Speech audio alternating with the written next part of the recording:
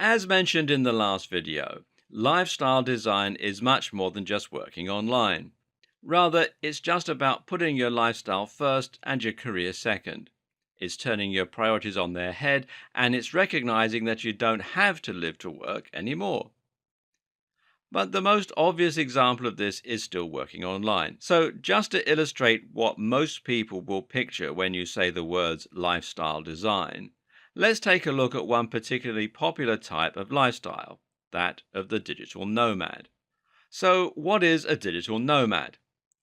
A digital nomad is someone who has completely rejected the conventional idea of working in an office or really of accepting any restrictions whatsoever.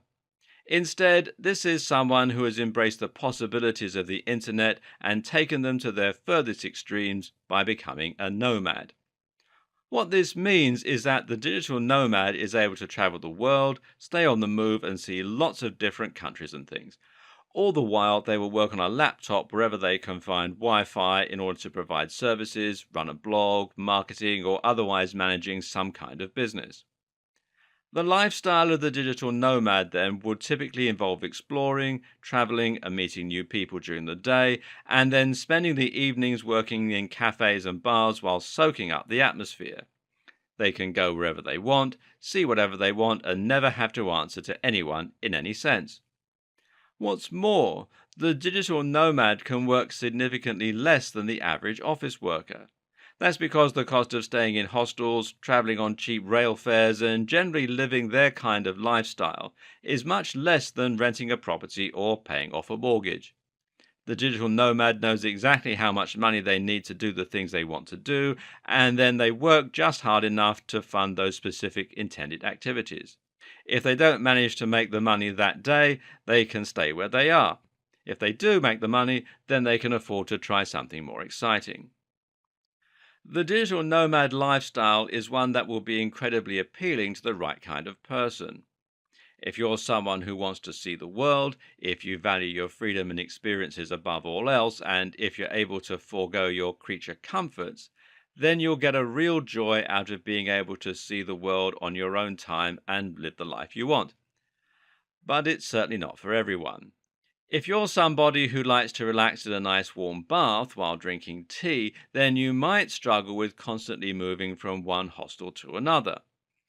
Likewise, you might want to start a family, or you may love the idea of buying a home and making it exactly the way you've always dreamed it would be.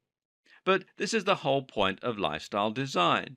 You are designing your lifestyle using the freedom that modern tools give you, and that can mean whatever you want it to mean. I personally work from home because I love the freedom.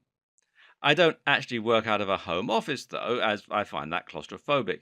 Instead, I work in coffee shops where I can soak up the atmosphere, chat to people, and watch the world go by outside. I meet friends for lunch often, and I come home early to work out. What's more, I'm constantly traveling. Now, I don't like the idea of being constantly away, and so I like to take lots of shorter trips instead of being constantly away for one long trip. There's nothing stopping me from being able to visit somewhere new for a long weekend, taking my laptop and working out there for Friday and Monday. I don't have to take time off, I don't have to ask anyone's permission. Being UK based, this year I've been to Dortmund in Germany, Cornwall, that's in the west of England, repeatedly, the Forest of Dean in Wales, Salou in Spain, Mauritius, the Rhine Falls in Switzerland, Radzafel in Germany, Lisbon in Portugal. In a week's time, I'm going to stay in a log cabin for a week with my wife, and I'm still going through the process of buying a house. As I said earlier, I meet friends regularly for lunch, I take days off to pursue things I want to pursue, and I'm building a business and a brand that I'm really proud of. This is a lifestyle that anyone can have now, if they so choose. So why limit yourself to just one holiday a year? Why spend your life looking forward to the freedom you'll get from retirement rather than letting yourself experience life right now? But what if you don't want to give up the day job? What if you don't want to work online or you think you're not tech savvy enough for that option? You know what? That's fine too. Lifestyle design is not completely reliant on you being able to become a digital marketer or a web designer. One option is to discuss with your current employer about the possibility of flexi time. Express an interest in working from home whenever possible, or in having the freedom to come in an hour later and leave an hour later, or vice versa. And don't just take no for an answer. Explain how you can be more productive and demand to know why your boss is saying no, if indeed they are. At the very least, try to overcome the notion that a good employee should be willing to stay until 7 p.m. to finish their work. If it gets to the end of the day and you haven't finished yet, leave.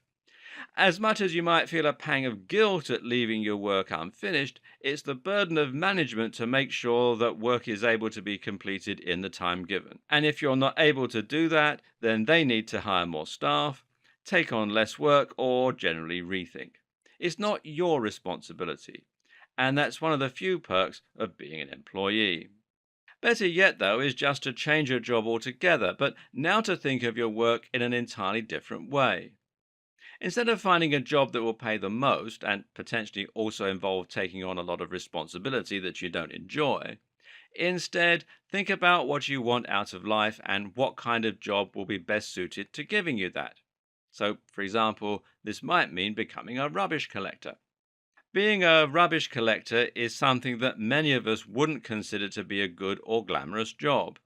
But then ask yourself, why does a job need to be glamorous?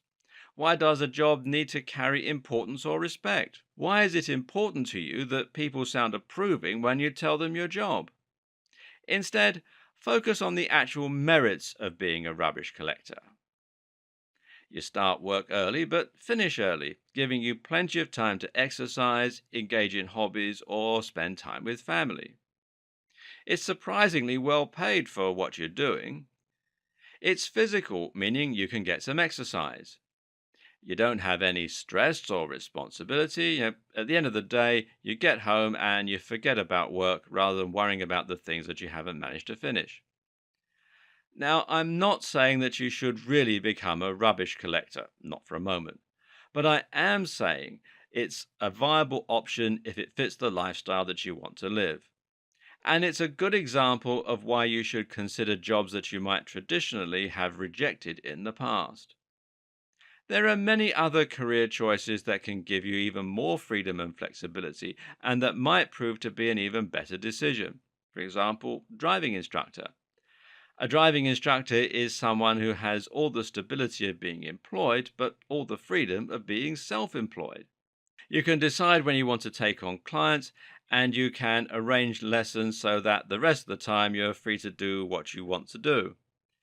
The same can be said for a taxi driver, hairdresser, or piano teacher. Again, it pays to think about the lifestyle you want and then the job that supports it, not the other way around.